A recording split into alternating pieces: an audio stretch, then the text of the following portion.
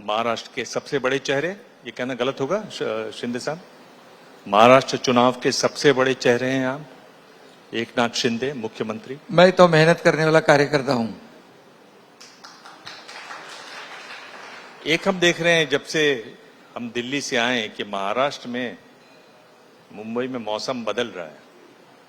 अरे 20 तारीख को ऑटो का तूफान आएगा। हम देख रहे हैं कि चुनाव में जो टिकटों का बंटवारा हुआ तो उसमें काफी खींचतान हुई। यानी नासिक और ठाणे की सीट देखें जो आपकी शिवसेना की सीटें हैं, पर उसमें अजीत पवार में और देवेंद्र फडणवीस में काफी खींचतान हुई, फाइनली सीटें आपको मिली। ये तालमेल क्या नहीं बन पाया, या लगा कि हम ज्यादा छीन लेंगे आपसे, हुआ क्या?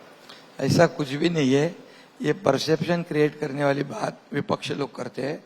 देखिए, चुनाव है, कोई सीट बीजेपी के कार्यकर्ता लोग चाहते हैं हम लड़े, कोई सीट शिवसेना के लोग चाहते हैं हम लड़े, तो इसमें थोड़ा बहुत आगे पीछे होता है, लेकिन इसका मतलब ये नहीं हमारे में कोई संघर्ष है या कुछ। हमारा जितना भी सीटों का बंटवारा हुआ है पूरी तरह समन्वय से हुआ है, बातचीत करके हुआ है। कोई हमारे में संघर्ष नहीं, कोई भेदभाव नहीं है। आपके साथ 13 सांसद आए थे, आपने जो टिकट दिलवाए केवल 8 को दिलवाए, 5 आपके रह गए। क्या कोई खास वजह है इसकी? हमारे पास 13 थे तो 15 सीटें हम लड़ रहे हैं, और जिनको इस चुनाव में हमारे पार्टी के निर्णय के मुताबिक जो कैंडिडेट है उसका वो काम कर रहे हैं, और उनको मुझ पर विश्वास है कि शिंदे जी हमें न्याय देंगे। तो जिनको टिकट नहीं मिला है तो उनको इससे भी अच्छा मौका मिलेगा। इसके बारे में कोई बड़ी सोच रही है आप लोगों की कि 13 जो आप सीटें लड़ रहे हैं 15 में से, वो आप उद्धव ठाकरे की पार्टी के खिलाफ लड़ रहे हैं, तो ये कुछ सोच है कि सेना को सेना से भिड़वा दो? अभी देखिए, कुल मिला के 48 सीटें हैं, 48। अभी तो कई बीजेपी लड़ेगी, कई हम लड़ेंगे, कई एनसीपी लड़ेगी, तो कोई ना कोई तो सामने आएगा।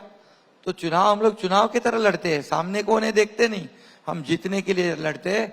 और काम के बदौलत हमने जो काम किया है, काम और विकास के एजेंडा को लेके हम ये चुनाव लड़ रहे हैं। और मैं आपको बताऊंगा कि 2 साल में जो हमारी सरकार ने किया हुआ काम ये बोलता है, तो लोग किसको वोट करेंगे?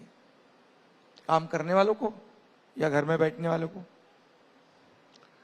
ये अब जो घर में बैठने वाले हैं उस पर हम लोग बाद में आएंगे। उससे पहले मैं बात कर रहा हूं कि आप काम ही नहीं करते हैं, आप कई तरह का काम कर देते हैं। हा?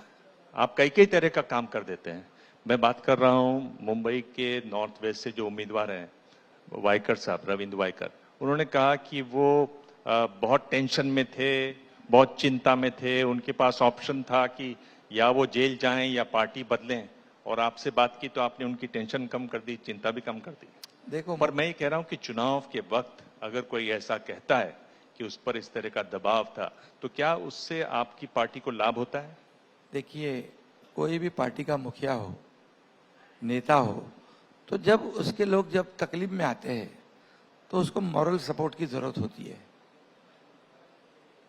तुम लड़ो हम कपड़ा संभालते वाली बात करे तो कैसे रहेंगे? कौन उसके पीछे खड़ा रहने? जब बाला साहेब ठाकरे जी हर सुख दुख में खड़े रहते थे, अब जरूरत के वक्त सिर्फ हम हमारा सोचेंगे, हमारे परिवार पे आएगी बीतेगी तो हम देखेंगे, कार्यकर्ताओं को ऐसे हवा में छोड़ देंगे।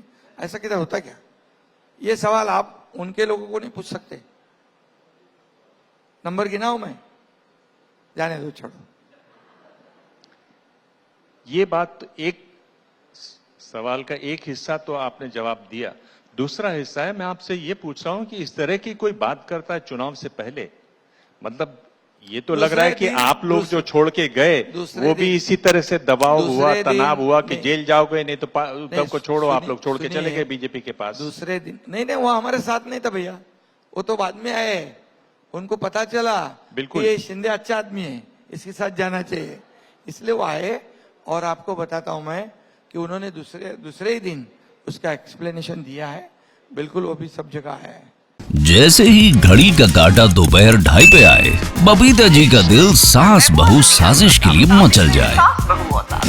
और ये है इनकी बहू, पूरे दिन ऑफिस की टेंशन हो जाए गॉन जब ये करें अपना फेवरेट शो फ्री टाइम पे ऑन।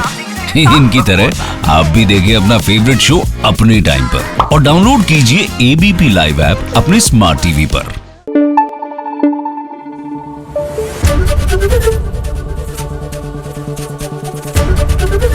एबीपी न्यूज आपको रखे आगे।